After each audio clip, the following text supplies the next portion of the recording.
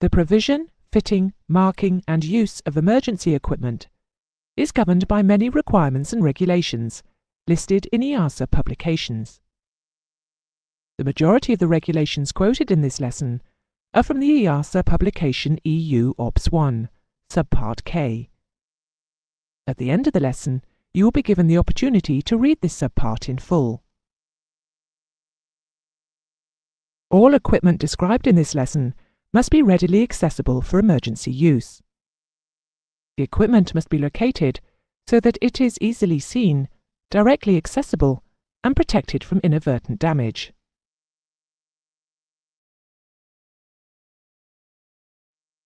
All aeroplanes with a maximum approved seating capacity of more than 19 must have a public address system installed.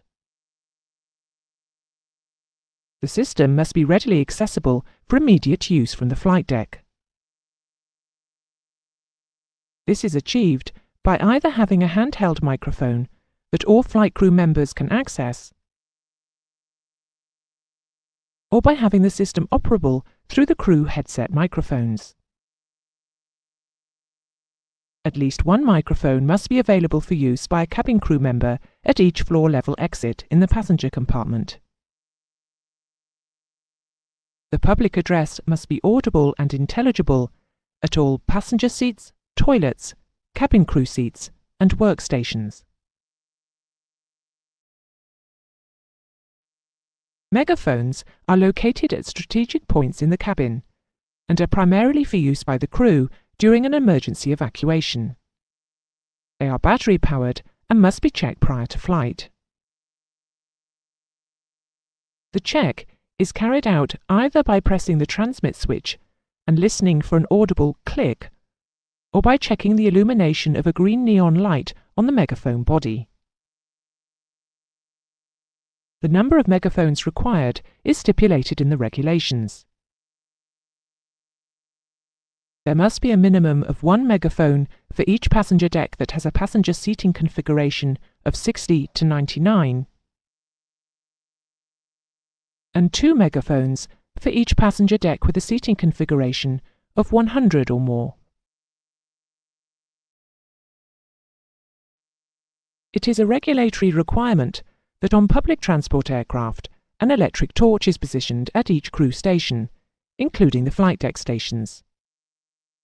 Torches are battery operated and are not able to be recharged from the aircraft electrical supply. An indication of battery condition is given by a red neon light situated on the body of the torch, which flashes at least once every 10 seconds if the battery and bulb are both serviceable. If the red neon light is flashing less than once every 10 seconds, or not flashing at all, the batteries need to be replaced, or the torch bulb has failed. In most installations, the torch has no switch, and the light comes on as soon as the torch is removed from its stowage.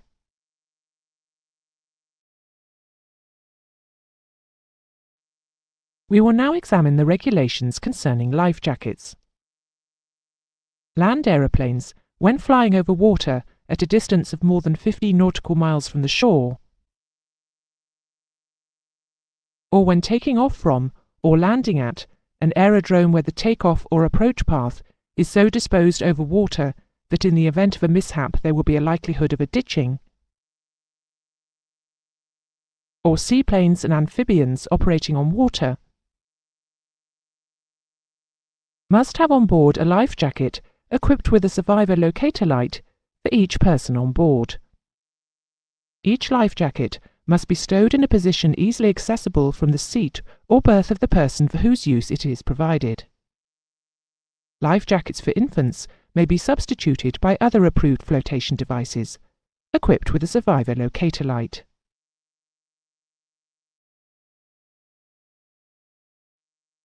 Life jackets are normally packed in special containers for ease of handling and protection. Stowage in this manner will ensure that the jacket is maintained correctly folded, to ensure easy and rapid fitting if required for use. Instructions for fitting are printed on the container and/or the jacket, and are also included on the safety leaflet which all passengers are asked to read prior to takeoff. The normal stowage is under the seat for passengers, and in any easily reached stowage for the crew. Life jackets used for demonstration purposes are usually marked Demo Only or Dummy and must not be kept in normal stowage locations.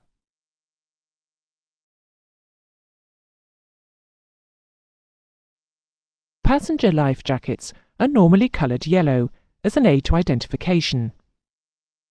Buoyancy is achieved by inflating the jacket with carbon dioxide gas, which is stored under pressure in a small bottle or cylinder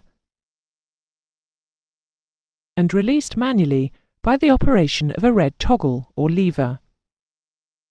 Once the inflation process is instigated, it cannot be stopped. A standby or top-up method of inflation by mouth is available through an oral inflation tube.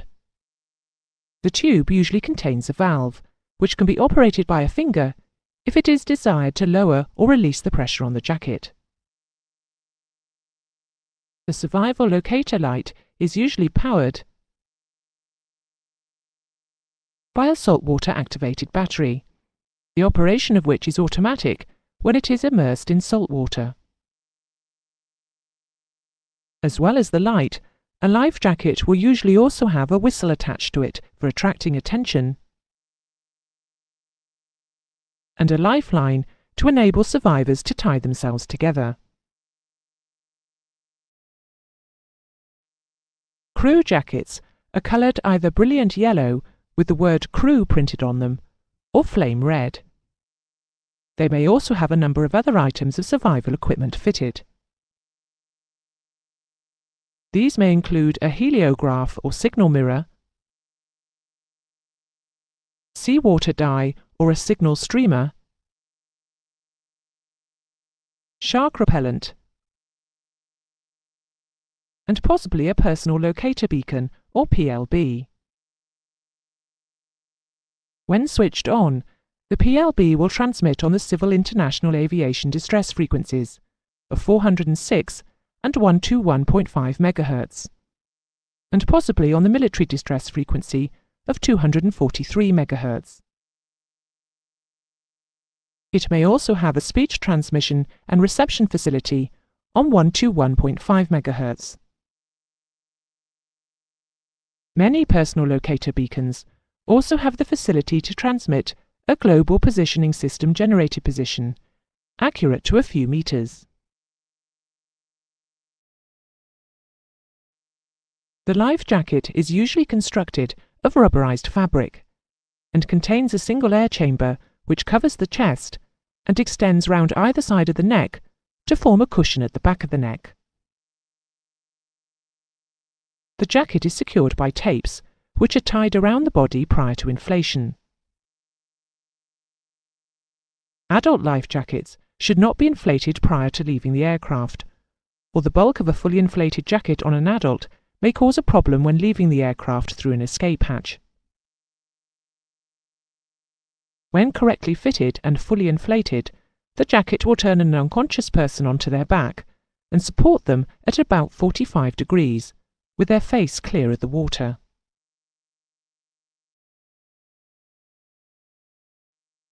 The regulations regarding the carriage of life rafts and survival emergency locator transmitters on flights over water split aeroplanes into two groups. If an aeroplane capable of continuing flight to an aerodrome following an engine failure is operated more than 400 nautical miles or 120 minutes at cruising speed, whichever is the least, away from land, or if any other aeroplane is operated 100 nautical miles or 30 minutes at cruising speed, again, whichever is the least, away from land, then sufficient life rafts must be available to carry all persons on board. And at least two survival emergency locator transmitters, capable of transmitting on the distress frequencies of 406 MHz and 121.5 MHz, must be carried. If life rafts are required, sufficient must be carried to accommodate all the occupants of the aircraft if one raft of the largest capacity is lost. Each life raft must be equipped with a survival locator light and sufficient life-saving equipment and means of sustaining life as appropriate to the flight to be undertaken. The equipment is carried in a survival pack stowed in the raft. The pack may contain puncture repair kits, flares, sea markers, a pump to maintain the pressure of the raft, and torches. Emergency rations and water sachets will also be included in the equipment. Many large aircraft utilize their escape slides as survival rafts, each of which can accommodate up to 60 people. These dual-purpose slides are known as slide rafts. For a slide to be used as a life raft, it is first deployed as in an emergency evacuation, and it is then released from the aircraft by pulling a release handle located on the floor in the doorway. A protective canopy can be rigged. Slide rafts are connected to the aircraft by a mooring line, which has to be cut to free the raft. However, if the aircraft should sink, the line is designed to break before the raft is pulled down.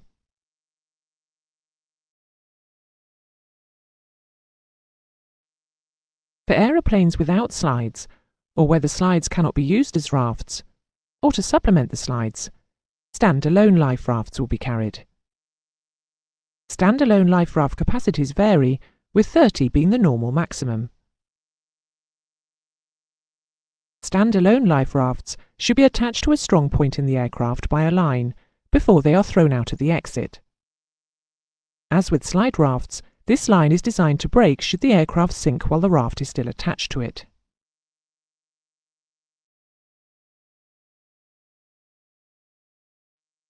The Survival Emergency Locator Beacon is a self-buoyant radio distress beacon with an 80-mile range.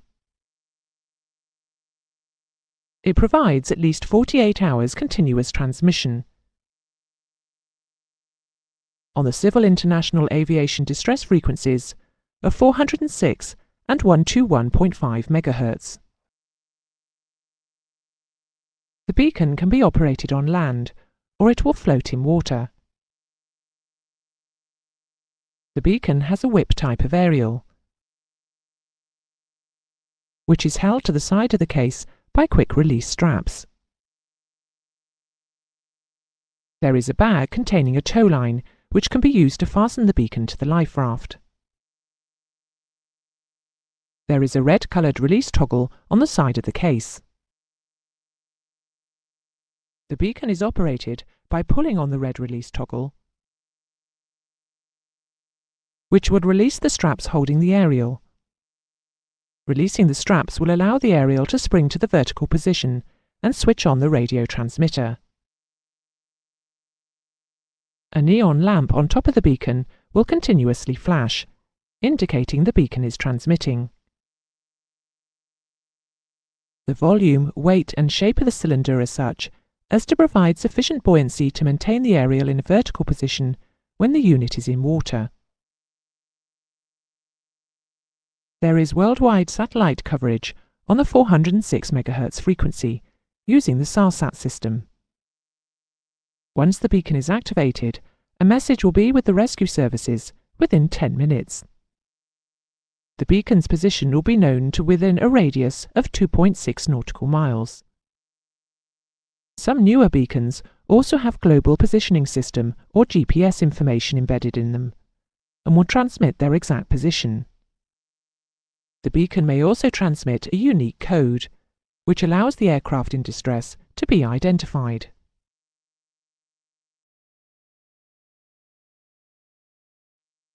The regulations require survival equipment to be carried on flights over land where search and rescue would be especially difficult. Typical areas would be mountainous or polar areas, where there is little human habitation. The equipment must include pyrotechnic flares, a survival emergency locator transmitter, and additional survival equipment for the route to be flown, taking account of the number of persons on board. The additional equipment need not be carried, provided the aircraft remains within a laid-down distance from an area where search and rescue is not especially difficult. This distance varies depending on the aircraft type. Aeroplanes certified to EASA CS25 or equivalent must carry the required equipment when operating at a distance greater than that corresponding to 90 minutes at cruising speed from an area suitable for making an emergency landing. There are 3 sets of first aid equipment normally carried in larger aircraft. They are known as first aid kits, emergency medical kits, and life raft first aid kits. First aid kits are readily accessible for use. They are designed for use by cabin crew for the treatment of minor injuries and ailments. The regulations list the required contents. They are mainly items you would expect to find in a household first aid kit, plus a contents list and survival booklet.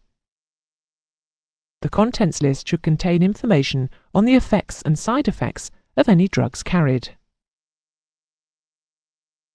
The number of first aid kits required varies with the number of passenger seats available, as shown in this table.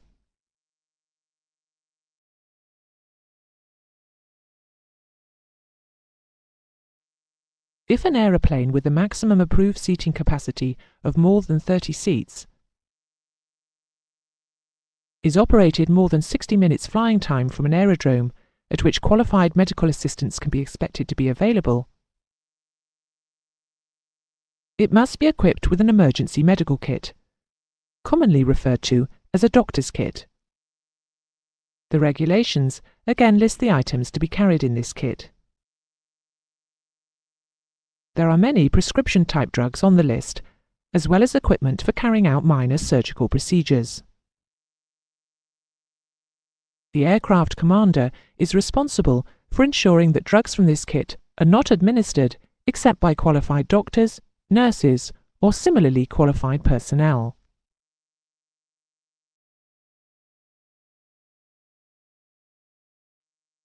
The life raft first aid kit is situated in the survival pack of the life raft and includes seasickness tablets and a survival booklet.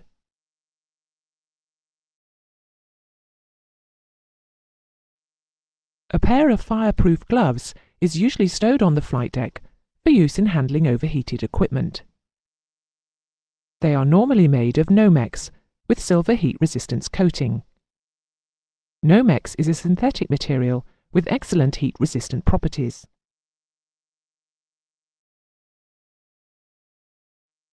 An aeroplane with a maximum takeoff mass exceeding 5,700 kilograms or having a maximum approved seating capacity of more than 9 seats must have at least 1 crash axe or crowbar on the flight deck. If the maximum approved passenger seating configuration is more than 200, an additional crash axe or crowbar must be carried and located in or near the most rearward galley area. Crash axes and crowbars located in the passenger compartment must not be visible to passengers.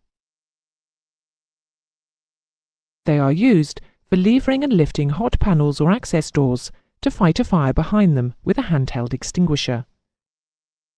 Crash axes are generally being phased out in favour of crowbars.